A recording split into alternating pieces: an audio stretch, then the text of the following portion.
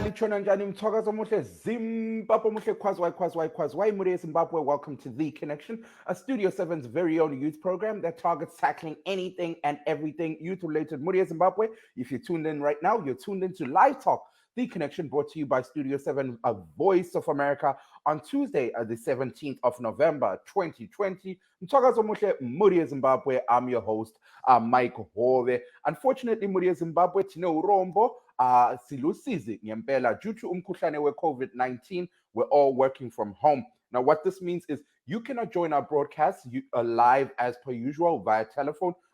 However, sisonke tichiri tose pano pachirongo chedu chebechibiki. So what you can do to give us your feedback and your thoughts on tonight's program is you can text us per WhatsApp on +1 202 465 0318. The number again, +1 202 465 0318. This broadcast is also going to be available soon after the radio broadcast on our 3 Facebook pages, VOA Ndebele, VOA Shona, NEPA, VOA Studio 7. So, Zulugandaba lingakhohlwi ukufitizela lapha ukubhalwa ukuthi share so that sibukele uhlelo lwethu ngobunengi bethu. Sakamsakhangano Muri Zimbabwe kuthinya phaye phakanzi share kuitira ukuthi tione chirongwa ichi neuwandu wedu. Kungelani Zulugandaba sisonke kuhlelo lwethu labasakhulayo. Nonetheless, we're here on The Connection. Tirutose Mwineni Mike Hove. Tonight on The Connection, we continue the discussion on COVID-19, umkhuhlane we coronavirus, focusing on the increase in COVID-19 contractions in Zimbabwe and the discussions surrounding some cities such as Bulawayo, who are on the verge of another total lockdown as a preventative measure. We are seeing some of these cities are experiencing an increase in COVID-19 cases, something that medical experts seem to be very worried about. But the conversation on The Connection is not going to stop there. We're also going to be talking to young political analysts based here in the United States of America about the outcome of the US elections. What can Zimbabwean youth learn from the participation of American youth in the 2020 elections? You're going to hear later on that this election experienced an increase in the amount of young people that seem to participate in the US elections. We saw over 25 million young Americans taking their vote to the polls. So we're going to be delving into this a little more later, figuring out what can Zimbabwean youth learn when we look at how the 2020 American elections were conducted. First up, health umkhuhlane we coronavirus Muri Zimbabwe. According to Johns Hopkins University, there are currently over 55,120,000 people worldwide that have tested positive for COVID-19. The number is increasing as we speak. Like I mentioned earlier on, this is a pre-recorded program. So by the time we go on air, the number would have changed. The death toll is currently at over 1,329,000 worldwide. I repeat, currently at over 1,329,000 worldwide. As for the recoveries, there are approximately 35.5 million people that have recovered from COVID-19. Now, when we zone in into Zimbabwe, what is happening in Zimbabwe? Zimbabwe currently has approximately 8,900 confirmed COVID-19 cases. The death toll is currently at approximately 260, and there are over 8,100 confirmed COVID-19 recoveries. I repeat one more time, the COVID-19 cases in Zimbabwe, approximately 8,900 confirmed COVID-19 cases. The death toll is currently at approximately 260, and there are over 8,100 confirmed COVID-19 cases in Zimbabwe. Now, in the data released by the Ministry of Health on their official Twitter page, the ministry reveals that there are 848 PCR tests were conducted last night. Of those 848 in 68 cases were detected, new cases, 20 recoveries, and no deaths. So I repeat, last night alone, 848 PCR tests were recorded in Zimbabwe. 68 new cases were detected, 20 recoveries, and there were no deaths. Zimbabwe currently has 524 active COVID-19 cases. Bulawayo and Harare are still leading in the country in terms of COVID-19 cases. Harare is currently sitting at 3,339 cumulative COVID-19 cases, and Bulawayo is on 1,821 cumulative cases. And now, if you put both of these cities together, they formulate over 60% of the nation's total COVID-19 cases. But now, the discussion of COVID-19 worldwide right now, something seems to be focused on right now, not just in Zimbabwe. We've had this discussion here on The Connection and our other live talk segments. The discussion around COVID-19 fatigue. Experts are saying that abantu sebekhathele ngempela about umkhuhlane lo we-COVID-19. People seem to be tired of the restrictive measures that have been implemented as a preventative means towards preventing the spread of COVID-19. People seem to be tired of wearing masks. People want life to go back to normalcy. But now medical experts are saying that they understand the cries of people. However, they're still urging people, Hansi, please, please, please, in Raimberi, do not meet in large crowds. Wear your masks and make sure you wash your hands as regularly as possible. If you do not have access to water, use hand sanitizer. Let's head over to a report done by our VOA's Carol Pearson that explains to us what is happening worldwide when we talk about COVID-19 fatigue. Throughout the world, people are tired of this pandemic, tired of wearing masks, tired of practicing social distancing. And health workers are tired too. Nurses and other health workers stay with the dying when no one else can. It's just hard to see somebody passing in front of your eyes. Health workers have been putting in long hours since the beginning of the pandemic, when people cheered their heroics. And now there's another spike. As the pandemic continues, people are having difficulty maintaining safe habits. That's because over time, as we adjust to a threat and stress levels drop, it's natural to let our guard down. But it's important to remember that while we may take a break on safety measures, COVID-19 doesn't. It keeps infecting people at markets, at demonstrations. COVID doesn't care about the cause or political affiliation. The World Health Organization urges global leaders to acknowledge the hardships people are facing. Dr. Ngozi Ezika is the top doctor in the state of Illinois. I understand how pandemic fatigue is striking everyone. It's real. People are tired of not seeing their families. The way we work, the way we live, the way we play has all changed. And the harsh reality is that the sacrifices we've made and that we continue to make do not have a future expiration date.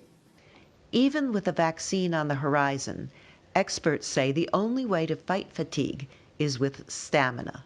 I call it willingness to do uncomfortable things because we value them and deem them worthwhile, and they protect ourselves and those that we care about. Experts recommend making safety measures like hand washing a habit. People can also reduce the risk while doing the things that make them happy. Experts say if people are asked to be part of the solution, they'll cooperate more. It's worked to end other pandemics. It can work in this one. And someday the pandemic will end. Carol Pearson, VOA News, Washington. Yebo kambe zilukandaba liyamuzwa uCarol Pearson intatheli izindaba yomsakazo we-Voice of America ubesilethulela okuningi okwenzakalayo emhlabeni jikelele okumayelana ngokumemetheka komkhuhlane we-COVID-19. Abantu bayasho ngempela ukuthi hayi lokhu sike saluthinta udaba lolu lapha kuhlelo lwethu labasakhulayo ukuthi zilukandaba abantu bakhanya ngani sebekhathele ngalokho okufunakalayo okumayelana ngokuvikela umkhuhlane we-COVID-19. Abantu bathi bakhanya ngani babhekane ngenhlupheko ezitshiyeneyo. They're focusing on other issues that they're facing right now. Last week we had umnumzana uNkosikhona David kuhlelo lwethu labasakhulayo who was explaining ukuthi if we look at places such as Bulawayo whereby there's a water crisis, people are complaining, besithi thina asilamanzi, we do not have water. And so for them, they're saying ukuthi they're tired of COVID-19. They're tired of hearing, wash your hands, wash your hands, wash your hands, when in fact, they need water for other things. And so washing their hands is not the biggest of priorities right now. abantu khanya ngani ingcwethi ziyasho ngempela ukuthi abantu sebekhathele betshela ukuthi gqokana ama-mask, betshela ukuthi yenzani lokhu lalokhu. They just want life to go back to normal as what was happening before COVID-19 broke out worldwide. Especially before lockdown measures in Zimbabwe that broke out in March 2020. So now sesiyafika phela ku-December, abantu bayasho ukuthi sesikhathele, being told stay in, do this, do that, do this, do that.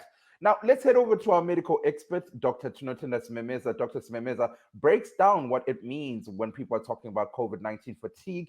He explains the extent to which it's affecting Zimbabweans and Zimbabwean youth. We talk about diabetes. This is one of the underlying conditions. We continue the discussion that we had last week with Tinotenda Zikiti. Dr. Simemeza touches on what's happening this month with diabetes awareness, and of course, how it links to umkhuhlane with COVID-19. So let's head over to my conversation with Dr. Simemeza to hear more about what is going on. COVID-19 is not going anywhere for now. Why? Because the vaccine hasn't been not done yet. Yeah. There are a couple of companies that have announced that the efficacy of their vaccinations that they are producing is about 90% now, and so forth. But people haven't started receiving it yet. So because of that, COVID-19 is still around, and also because the countries that started opening up, the borders started opening up, the rise was expected, because we haven't dealt with the root of the problem as yet. So yes, we still have COVID-19, and it's still going to be around maybe up until an efficacious vaccine has started to roll out.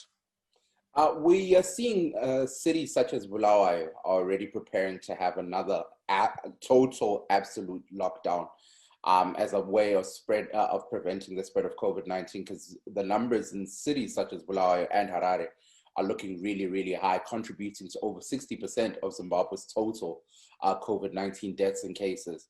How effective do you think such a measure would be? I think it is effective from the experience that we had with the first lockdown we had, that it really helped try to flatten the curve. But also, I also believe that each and every city or pocket should determine what they should do to help prevent the condition from spreading. So it's a good idea that we should not pretty much concentrate on nationwide lockdowns, but rather be lockdown for the different hotspots, like what we've been seeing that was happening in other countries. So as you can see, the UK, I'm sure in the USA, you got lockdown as well. So it's better to concentrate on the different pockets. You then argue that a city such as Harare should follow suit and also really look into a lockdown? I wouldn't say a full shutdown, but what I can say is I think we should try by all means not for people to stay at home. So if people can work from home, they should try by all means to work from home. But the problem that we have is that our society is mainly people, like more than 90% can't do that. So I think we should just continue practicing the same principles we've been practicing, social distancing, wearing masks, was as compared to what's happening in Europe and in America.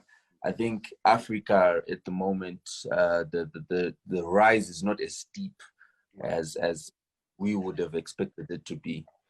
So I think we should, because of the balance between the economy and people wanting to survive, we should also look at that to see what's the best, weigh the both options and see what's the best moving forward. Now, whilst on the same discussion on balance, there's become this whole discussion around COVID-19 fatigue. people across the world, not just in Zimbabwe, but across the world, seem to be really tired of the restrictions that come with COVID-19, having to wear a mask and having to adapt to a new norm in life.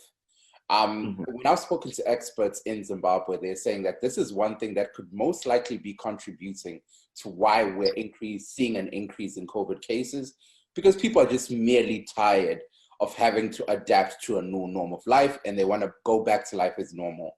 What is your... Yeah, that's true, eh? And also the temperatures in this region at the moment is really hot. So you tend to see wearing masks. It's not comfortable, and it's the temperatures are high. You want to breathe well, so people are actually developing a sort of fatigue because of this whole COVID, washing hands all the time, having to stay indoors, or a forced lockdown where everyone is now sort of like imprisoned. So we tend to see naturally human beings want to be free. You want to be free to express yourself. You want to be free to do whatever you want. But because of these restrictions, you tend to become sort of like fatigued, sort of like oppression. So at some point, people will then regress, but we need to actually keep on encouraging each other. Keep on educating each other and showing each other that this virus is real, and we should try by all means to prevent people from having it. Dr. Simemeza tombobata nyaya nerurimi rwamai pachidimbu.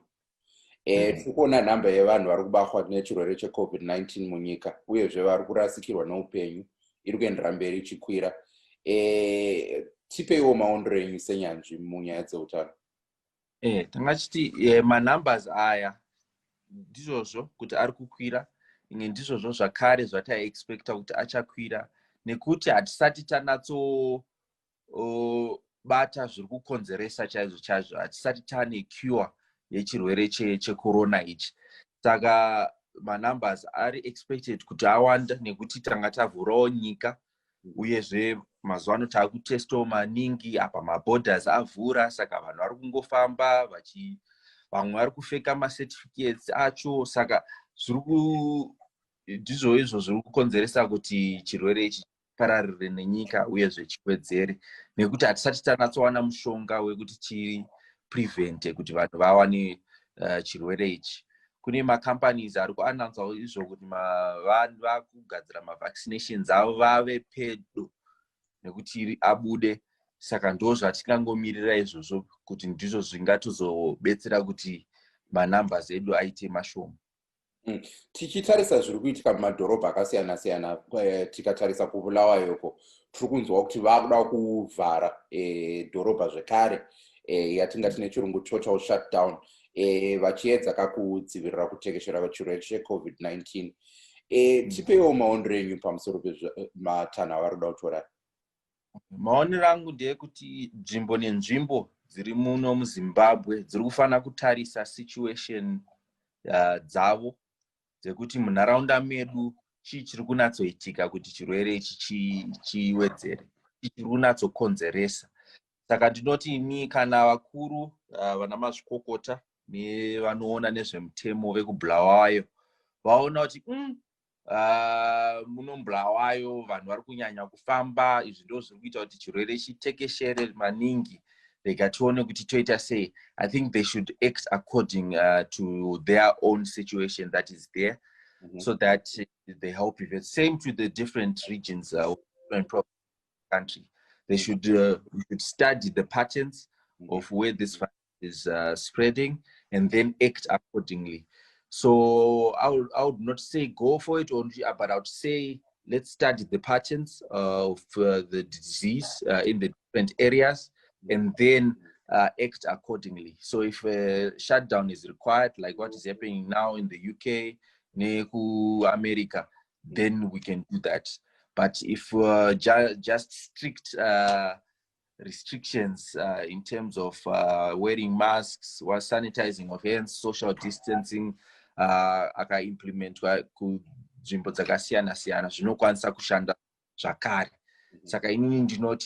Let's act according to the different pockets that we have in the different regions.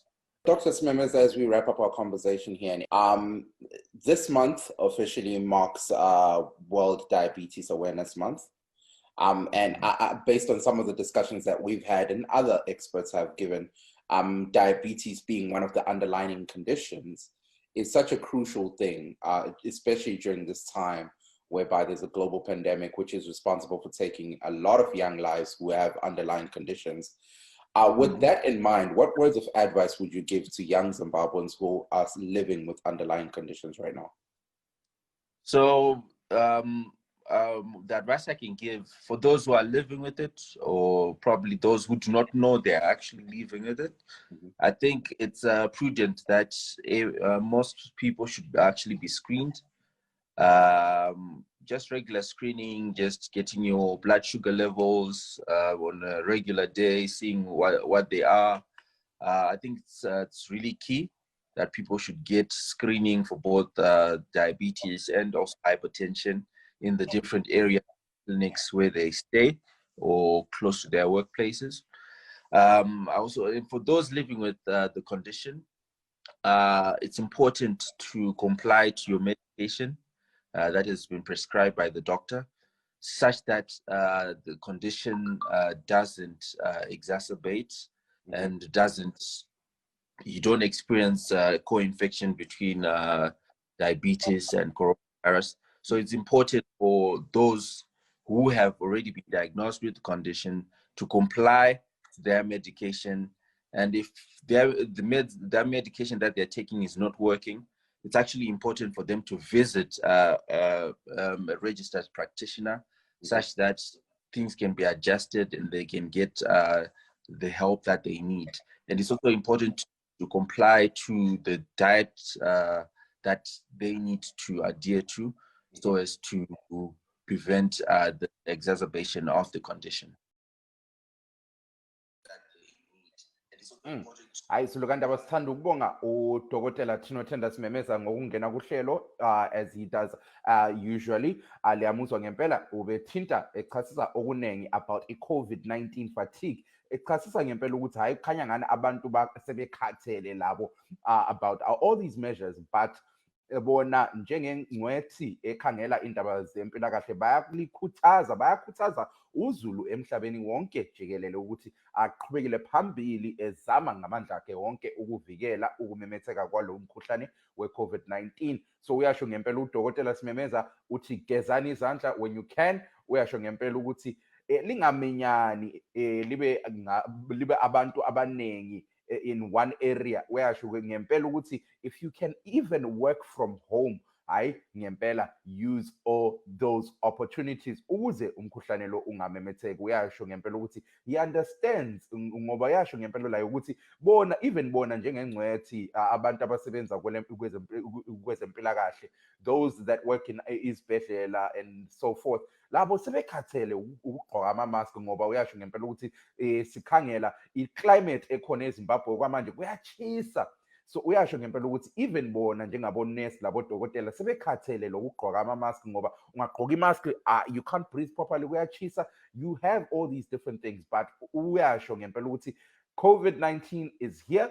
COVID-19 is real, so people should take all necessary precautionary measures to prevent the spread of COVID-19. Well, we also are highlighted in the conversation with Dr. Simemeza Wuti. This month is Diabetes Awareness Month. So we reached out to young diabetic Zimbabweans to hear more about their thoughts on the importance of the month and, of course, how they're surviving during a time whereby there's a global pandemic, that they themselves are very vulnerable because people with underlying conditions, bengabanjwa ngumkhuhlane we-COVID-19, they're at a higher chance of losing life in comparison to people who do not have underlying conditions. So let's head over to a conversation that I had with a young Zimbabwean who's surviving with diabetes, Yemurai Machirori, who gives us more info on her thoughts on Diabetes Awareness Month. I've come to realize that it's not all about Diabetes Month. Every day is an important day in the life of a person who is diabetic. We're celebrating ourselves, aren't we? Celebrating everyone who's fighting diabetes, celebrating every caregiver who's giving care to a person with diabetes. You touched on something that seems to be relatively important when we're talking about this year's celebrations of Diabetes Awareness Month, the caregivers. This year's theme is talks about the welfare of nurses, and of course focuses on the job that they do to manage and help people surviving with diabetes. How important do you think the role the nurses play in terms of managing diabetes? You can't separate a person who's living with diabetes from a nurse. The nurse is the primary caregiver. I think not just in Zimbabwe, worldwide. You get to hospital, you're diagnosed with diabetes. The first person you're in contact with is a nurse. The person who takes care of you during your hospital stay, the person who teaches you the ropes is a nurse. I came across statistics from the International Diabetes Federation the other day in their nurses campaign, and they stated that nurses comprise of more than 50% of healthcare professionals worldwide. So that statistic in itself is an indication of the importance of nurses in diabetes care. What challenges are you facing having to survive day to day in Zimbabwe? The price fluctuations, the increasing prices and drug supplies. I remember telling someone a few months ago that when lockdown began in March, I was getting glucose testing strips for $15, I think, for a box of 50. Right now, that same box of 50 is going for between $27 and $30. It's doubled in price. So if that isn't challenge enough, then I don't know. My insulin, for instance, I think at some point, say maybe 2 months ago, there was an insulin shortage. And, this is during lockdown. You really don't have the freedom to move around looking for your drugs. If you don't find it here, then it's a headache. Where am I going to find it? If I can't find it in 3 pharmacies, then where am I going to get it? So I have seen, I've heard, I help children with diabetes. I'm in contact with most of their parents. And you hear some parents really, it's a struggle. It's been a struggle. Imagine you have a growing child, and children are really unpredictable. Your child's blood sugar goes haywire, and you go to a hospital and you're told there are no nurses. Then what are you going to do with that child? You can't afford private healthcare. Yemu ngati bo bata inyaya nerurimi rwamai neshona anditi semunhu ari kurarama nechirwere cheshuga muZimbabwe iyo yatinoti nechirungu diabetes, tipeiwo maondero enyu pamusoro pekukosha kwezvemwedzi uno. Okay, inini kwandiri diabetes chirwere chekuti haungachiseparate, haungabvise shuga pane munhu ane shuga, haungaseparate yemura ine shuga. Kana handizivi kuti handiri kutaura zviri kunzwika here, kuti you can't really separate yemura from diabetes. Saka mwedzi uno wekucommemorata shuga, isusu tinenge tichingoti tinoona mabasa atinoitirwa, mabasa atinoita isusu vanorarama nechirwere cheshuga chacho, ende tinotenda. Saka mwedzi unowu, nekuti ndamboti hapana kuseparata kwaunoita munhu anorwara neshuga, mwedzi unowu ndewe kuappreciata, mwedzi wekupa rutendo kune vanotichengeta, vanotibatsira kufamba murwendo rwediabetes, vanhu vane diabetes vacho pachavo, kuti vazikanwe kunzi aiwa hamusi mega, aiwa tine nzira dzatiri kukubatsirai nazvo, tinokurangarirai. Saka November akaiswa pasaidi kuti tiwanikwe tichinzwisiswa. Tino appreciate every day, but November specifically And an interesting point, November, ndiwo mwedzi wakadiscoverwa insulin, mushonga unorapa shuga, 99 years ago. Saka November tinomurangarira stereka. Ndachida kumbokudzosa kunyaya yeCovid-19. Ndane nguva yakati rebei ndichikurukura nenyanzvi dzinotarisa nyaya dzeutano. Patinobata nyaya yezvinhu zvinonyatsoshungurudza vechidiki tichitarisa chirwere cheCovid-19, ivo vanoti vanhu vazhinji vakarasikirwa neupenyu vachiurawa neCovid-19 vanhu vanga vagara vane ma-underlying conditions akafanana nechirwere cheshuga.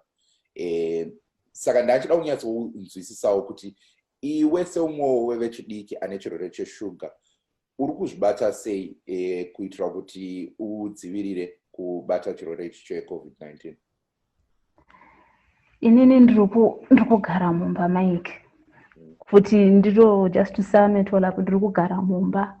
Kubuda panze kwakutyisa, takatyisidzirwa zvokuti pakatanga COVID-19, and izvozvo kuti pastatistics avo anoratidza kuti vanhu vane ma-underlying conditions ndivo vanhu vakabatwa neCovid-19, machances avo ekuti vararame are relatively lower than vanhu vasina ma-underlying conditions. Saka unotongoti ukaita zvaunongonzi uite nemurawo, pamwe ndo zvacho zvingangokuraramisa, kupfeka mask, kana wakubuda, kusanitize maoko, kugeza maoko, ndo zvinhu zvingatongokuraramisawo.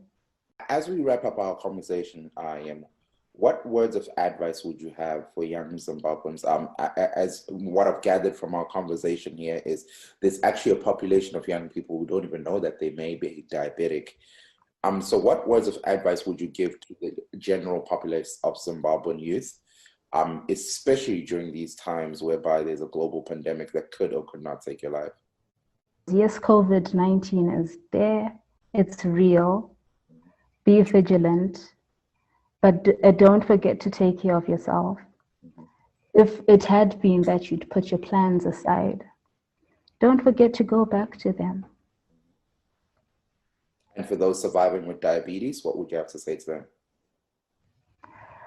Oh, those are heroes. The people with diabetes they're literal heroes. Keep doing what you're doing. Keep following the safety guidelines. Keep taking your diabetes medication. Sithanda ukubonga uYemurai ngokungena kuhlelo. Yemurai Machirori, young Zimbabwean who's surviving with diabetes. Uyasho ngempela ukuthi if you have diabetes, uthi you are a hero. Continue working by all means necessary to protect yourself from COVID-19. Continue taking all the necessary strides. Bakithi isalubonani. Angiyazi ukuthi kuthiwa into they are being relaxed kancane ngathi kuyinto lokhu kuyadeja. Kodwa ke hayi mina ngisukuyazi ngimangale mangena la koBulawayo. Hayi kokuyinto kuyandehlula abantu uthola umuntu efaka okuyimazi kuvalisa ilembu. Abanye uvala umlomo kuphela amakhala phandle athi awumakanika bona kwezi. Omakanika hayi vele bazihlupha. Uyabona ukuthi kokuyinto kuyabahlupha, uthola umuntu esekufakela esibhaqeni ebhizi ekanika eluma ulimi. Phela omakanika nokulima ulimi kumbe into abayithatha ngaphi. Kodwa bakithi ngiyacela, let's try and do the right thing. Kuthi uhamba lokho kuyinto kuhambe kodwa kungahambi nathi. Sihlale sivalile amakhala lawo nomlomo kuyimask kuthe mba. Sigeze izandla sisanitize always. Yikho esikupreachayo ukuthi mawukhwehlela kwathiwa kimi umuntu akhwehlele lapha ukuthi lolu bhubhane lungabhebhetheki mhlawumbe luyabe lukhona bakwazi ukuthi sisindise abanye abaduzane nathi. Let's always listen to the rules. Mask mba, sanitize, senze izinto kahle. Ciao bangani bami. Thank you. Madlela Skobo, he's urging there. Sithanda ukubonga uMadlela Skobo and Sight for letting us use that footage. He's urging people. He's also talking about COVID-19 fatigue. Continue taking the necessary strides to protect yourself from komkhuhlane coronavirus.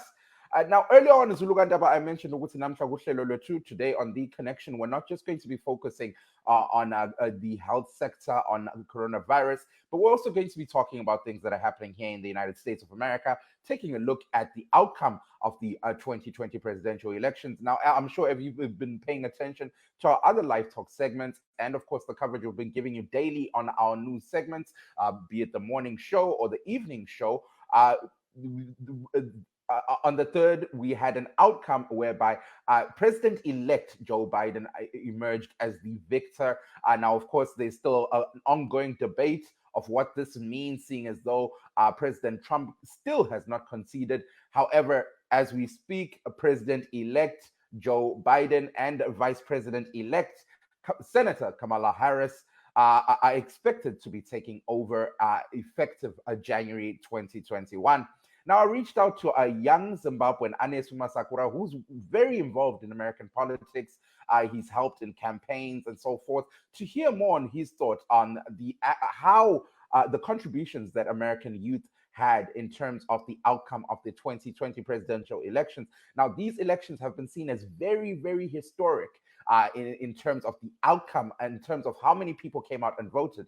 In actual fact, this election saw the largest turnout of young voters in America. Over 25 million young Americans came out in their numbers and voted. So I reached out to Anesu to hear his thoughts on the importance of the youth vote in this election. And of course, what can Zimbabwean youth learn from the outcome of the 2020 presidential elections in the United States of America?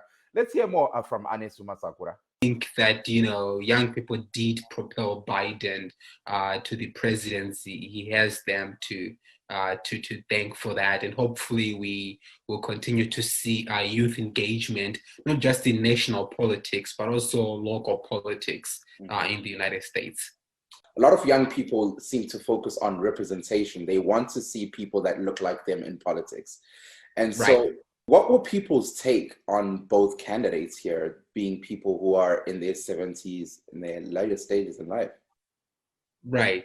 No, you're definitely right. You know, in politics, people like to see people who look like them, who speak like them, you know, of the same age, which, you know, implies that they would understand their concerns and what they're going through, right? Young people like myself don't necessarily expect someone like Biden or Trump to understand, you know, the concerns and needs that we have in this day and age. So initially, that was a concern for me. I thought young people weren't going to turn out, you know, because of the age or the ages of the two candidates running for the presidency. But again, they ended up turning up policy stances on a lot of issues like immigration and healthcare and education. You know, also made young people to care about this election and overlook, you know, his advanced age. Now, let's step back and talk about the young people that actually participated in these elections, right. Some of them finding themselves winning. Amongst them is Brandon Scott, 36-year-old Democrat who is the mayor-elect of Baltimore State. He is a young person, minority background, person of color, who is now in this position. How important are such victories for young people and, of course, people of minority groups? Yeah, for sure. I think, you know, these victories are incredibly important, especially if we still want to see young people engaged in electoral politics on a national and local level. As you mentioned earlier, people like to see themselves represented in their leadership, and to see Brandon Scott being the mayor-elect of Baltimore, that's encouraging to the young people in Baltimore and across the country. So that's a very exciting thing, because, you know, he'll be able, I hope, to advance progressive policies on climate change, on healthcare, on education. Like, you know, young people care about, you know, student loan forgiveness. That's been a huge issue in this election, and I see people like, you know, like Scott advancing those issues and making sure that they don't get out of the We also now have Vice President-elect, the first female of color, Kamala Harris. She's also of an immigrant background. Do you think that this is something that's going to have an impact when we talk about the future of discussions around women empowerment, discussions around minority group empowerment in the United States of America, and of course having an adverse reaction on the rest of the world? Absolutely. Kamala Harris has been breaking ceilings, ever since she entered into politics. She was the first African American and first woman Attorney General of California, which is hugely impressive, and now she's the first African American vice president, first woman vice president, and first Indian American. So, she's broken like three glass ceilings in one instance, and I think that's going to have a huge impact. In fact, it's already having a huge impact on discussions about women representation in the upper echelons of governance. So that has had a positive impact. We expected that to happen with Clinton in 2016, but that didn't. So Kamala Harris feels like like this is it. But again, I just want to mention that having a person of color in a position of power doesn't mean you get everything you want, or that mean everything will get resolved. Doesn't mean the police shootings will stop. Trayvon Martin was killed, during the Obama presidency, right? The system has to change, how things are configured and how, in relation to people of color, particularly.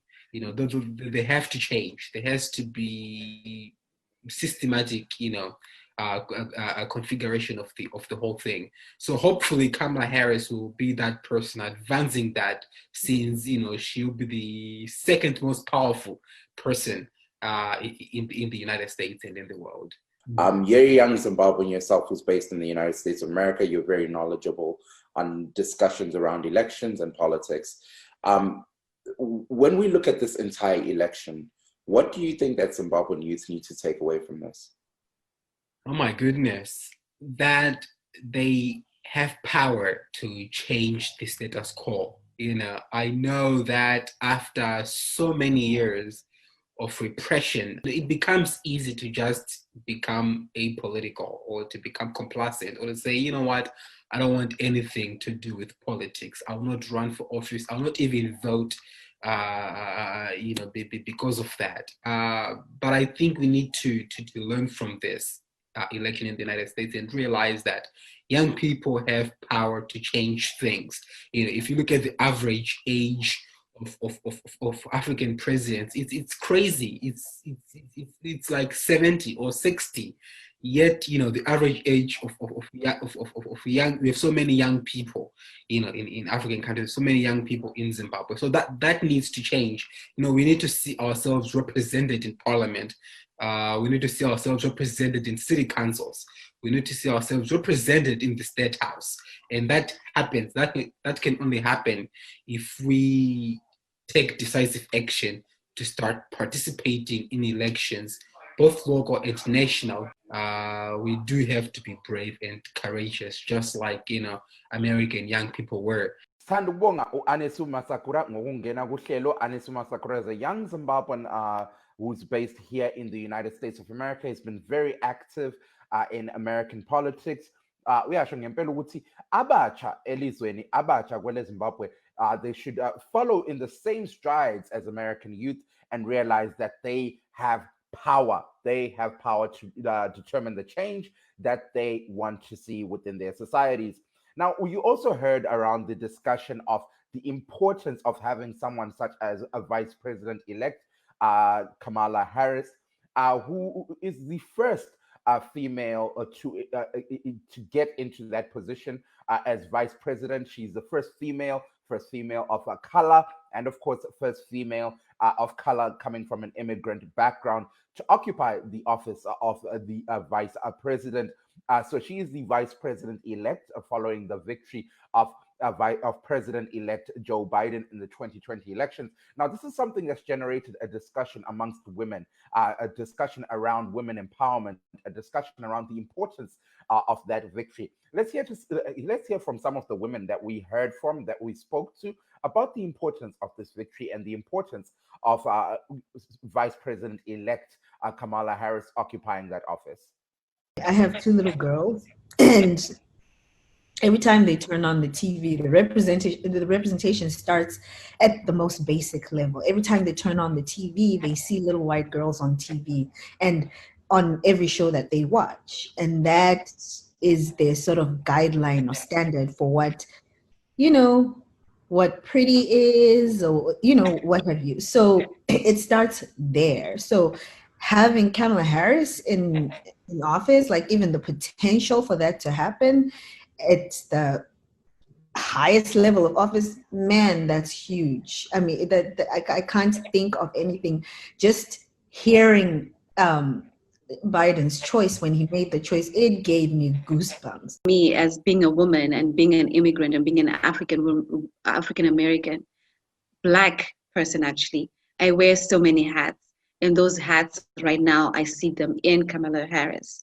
The fact that I know that being, having these obstacles of being a Black person and being an immigrant person, you still know that you can still achieve the highest level of office, and which is, the biggest discussions that we have in our workplaces, whereby we talk about representation, who is sitting at the boards.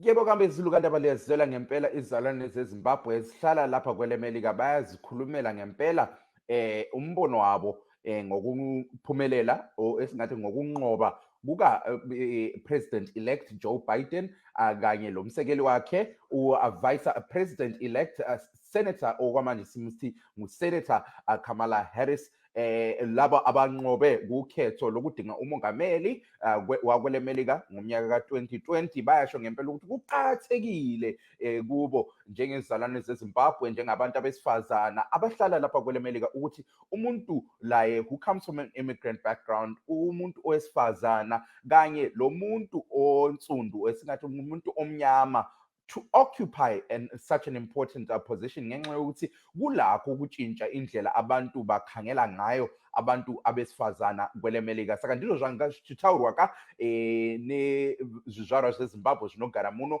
muAmerica mabva kunzwa kuna muzvare Buhle Dube namuzvare Tafadzwa Matinenga vanga vachizeya maondro avo vachinyatsotsanangura kuti aiwa ivo vari kufara vachiona president-elect na vice president-elect Kamala Harris vachiti aiwa kupinda kwa Kamala Harris mu office vice president muno muAmerica zvinhu zvinovafadza ivo sevanhukadzi, zvinhu zvinovafadza ivo sevanhu vanobva kunyika dzakasiyana siyana vave zvizvarwa zveAmerica, zvinhu zvinovafadza sevanhu vatema vanogara muno muAmerica. Hanzi aiwa zvichachinja mabatirwo anoita vanhukadzi muno muAmerica. Saka patinokurukura nyaya dzekusimudzirwa kwevanhukadzi uyezve kusimudzirwa kwevanhu vatema, hanzi aiwa kupinda kwamuzvare kwaamai Kamala Harris muoffice yevice presidency, aiwa zvinhu zvichatounzawo kuti kuchinja kunodiwikanwa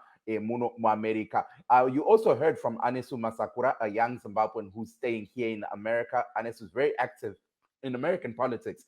Nayo angachipa maondro ake pamusoro pezviri kuitika muno muAmerica. Hanzi aiwa chinhu chinomufadza zvikurusa kuona kuti musarudzo idzi dzegore rino tikatarisa zviri kuitika kuna naBaltimore uko kwava nevanhu vechidiki navo vaakupinda muoffice yeutungamiri. Takaona vaBrandon Scott wechidiki ane makore 36-year-old ndiye achanga achitora chigaro cheumeya kuBaltimore State. Saka iye ari kufara achiti aiwa kuona vanhu vechidiki uyezve vanhu vatema vachiwanawo zvigaro izvi zvinhu zvinovafadza zvikurusa.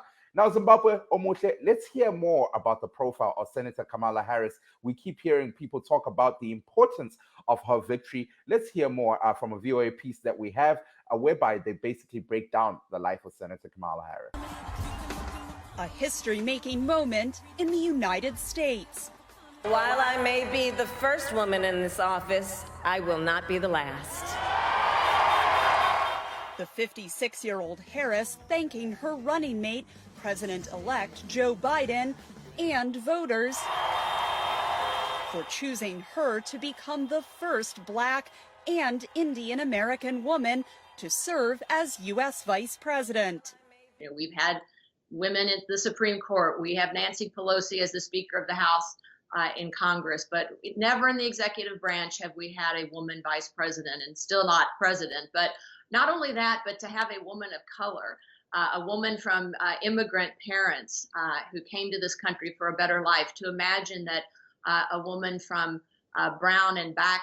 The daughter of an Indian mother and a Jamaican father, Harris grew up in Oakland, California. A mural of her now on the school she was bused to as a child as part of racial integration efforts. She's broken so many glass ceilings for so many women. And so now our girls. A graduate of Howard University, an all-Black college in Washington, D.C., Harris became the first Black female San Francisco prosecutor beginning in 2004, and then California Attorney General in 2010. Hands up! Don't shoot! Hands up! During Black Lives Matter protests this summer, some progressives complained Harris had been a much tougher prosecutor than she let on, took contradictory positions on the death penalty, and failed to hold police accountable for misconduct. This is a moment in time that is requiring us to fight. Harris first made history in California when she was elected to the U.S. Senate. It's important that people see people in power that look like themselves. Women in my classes. Harris, who speaks often about her role as an aunt and a stepmother, is married to lawyer Doug Emhoff, who will now be the second gentleman, an entirely new position in White House history. And while the most important job for a vice president is to be ready to step in for the president if needed, analysts say Harris may also make use of her historic firsts. She can be a stateswoman representing the United States, but I think she'll travel around the United States as well to show that symbolism of what she's doing. But I also think that because we've now elected the oldest president-elect, and a new global role in the White House, celebrated halfway around the world in her ancestral village in India. Catherine Gibson, VOA News, Washington. Well, Maria Zimbabwe, you just heard there from VOA correspondent Catherine Gibson. She was explaining more about the history of a vice president-elect. I don't know why I keep calling her senator. Of vice president-elect. Well, Maria Zimbabwe, you just heard there from a VOA correspondent Catherine Gibson. About imbali or history vice president-elect Kamala Harris, and also the important role that she has to play as the first female to occupy this position. But now, whilst on the same discussion of women empowerment, youth empowerment, and of course, all these historic events, even in Southern Africa, Zimbabwe, we have young people looking to elevate peer young people. Amongst them is Ruzivo. She's a Yali alumni who recently founded the Kukaya Foundation and is going to be having a fellowship in 2021 that looks to empower young people aged 13 to 18. So I reached out to Ruzivo to hear more about this foundation and the fellowship, and of course, how this is going to help youth who are coming from Southern Africa. Let's hear more from Ruzivo. The Kukaya Foundation Youth Development Initiative is something that was birthed mostly from wanting the youth, the younger ones, to find a space where they can be comfortable. Mm-hmm. So it was more, I was leaning towards more the youth hub, which is like a home for them. But within that youth hub, because of what happened with COVID, there's all these restrictions, we realized that it would be important to develop a fellowship that seeks to prepare high school youth for success in life. Mm-hmm. So we want to encourage their innovativeness, curiosity, and creativity. A lot of fellowships that I've come across, majority of them are for people within the older generation. Right. Some Kukaya 13 to 18. Why those youth? So, as you know, Mike, and well, as the viewers may know now, is I'm a product of the Mandela Washington Fellowship. Mm-hmm. Amazing program. I enjoyed every bit of it. I managed to network and do so much because of the Mandela Washington Fellowship. But like you say, it targets 25 years plus, up to about 35. And there are so many other fellowships of its kind. But we started thinking that it's around 13 to 18 that sometimes you actually need a nudge in the right direction. We want to try to, number one, maybe feed into these bigger fellowships as these young people are growing. But number two, also, just to be able to identify them and put them in the right path from a younger age. So once they're in high school, we want to be there to talk to them about who they are, where they're going, those kind of things from that early age. Now, one of the requirements of the initiative, it clearly states that you have to either be a resident or a citizen of a Southern African nation. Why is that? Why only Southern Africa? So Southern Africa for us was a start. So remember, this is the inaugural fellowship. For us, there's so many learning caves. It's the first time we're doing this. Hence, to put it worldwide at the very beginning, we felt like we wanted to learn first. And because, well, I am from Southern Africa, we decided to start at home. But this is something we're hoping to push Africa-wide and eventually worldwide as the years come. Now, Rosivo, could you tell us more about the projects that you have at Kukaya that are going to be helping these young people aged 13 to 18? So the fellowship itself, to start with, will be an 8-week virtual fellowship. There's an 8-week compulsory component. We're looking at Saturdays to be able to build their skills. So we'll connect with the youth for about 2 hours. We'll deliver a lesson. We'll get them to get in through discussions. And after that, there's going to be a summit. But I know this is generally your, okay, then what?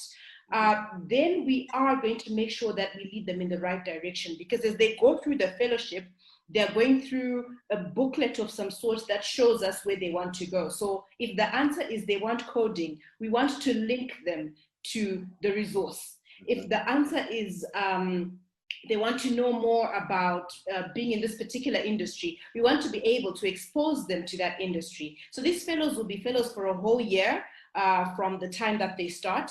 And within that year, we want to make sure that we show them the things that they are aspiring for, and we connect them and give them lifelong relationships in the areas that they want to grow into. And even if they change their mind, we want to be there for them and with them. So there'll be mentorship, there'll be training, there'll be teaching, there'll be all kinds of things to encourage them to grow. Okay, that's fine. Okay. Tiudzewo zvizere pamusoro pezvesangano renyu reKukaya Foundation. KuKukaya Foundation tine vimbo yekuti vana vakabatsirwa kuziva kwavari kuenda kubva vachiri kuchikoro vanokwanisa kuzova nebudiriro yakanaka. Saka tiri kutarisa vana vane makore 13 kusvika pa18 kuti tikwanise kuvabatsira nekuvaratidza kwavangade kuenda, kuti angave mabasa api avari kuda kuzoita, tichiti tifambirane nevana ava kubva vari pazera iri, kuitira kuti pavanozosvika mazera makuru vakuda kupinda kumabasa nekuita zvimwe zvinhu, vanenge vavhurika pfungwa nekukwanisa kunzwisisa kwavari kuda kuenda. Ndanchikumbira kuti mubva maendera mberi muchititsanangurirawo zvizere pamusoro pezvirongwa zvamuchange muchivapawo zvichavabatsira gore muna 2021. Muna 2021 munenge mune zvirongwa zvakawanda. Chekutangisa ndechekuti kwemavhiki masere tinenge tichivapa dzidziso iyi tichange tichiita ipo padandemutande, tichange tichionana navo, asi kuti pamavhiki iwawo masere tiri kuona vana vacho kwavari nekwavari kutibata vari, kuti tinogona futi kuita mukana wekuti tinogona kutonge tiripo panzvimbo kana imwe nzvimbo ikaita vana vakati vekuti tinogona kubatanidza zvese zvepadandemutande nezvekunge tiripo panzvimbo.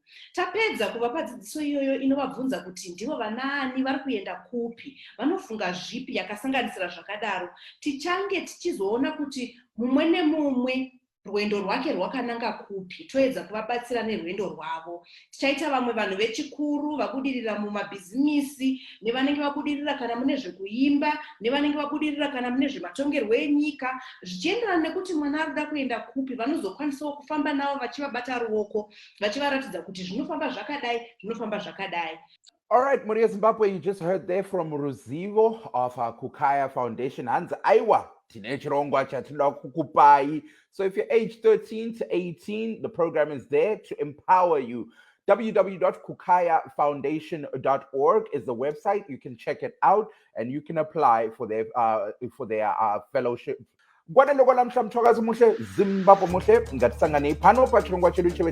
Same time, same place. Next week, pano panepenyero yestudio 7 anokoneka ine mfaro ndino wenyu Mike Hove. Zimbabwe muhle. Bye bye.